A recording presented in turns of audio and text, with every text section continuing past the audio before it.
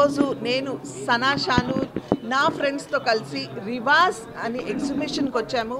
ఇది high end exhibition and ఇక్కడ చాలా మంచి కలెక్షన్, అంటే వెడ్డింగ్కి సంబంధించి, అలాగే ఫెస్టివల్కి సంబంధించి, అలాగే మంచి జ్యువెలరీ, అంతేకాదు ఫుట్వేర్తో సహా అన్నీ అవైలబుల్గా ఉన్నాయి.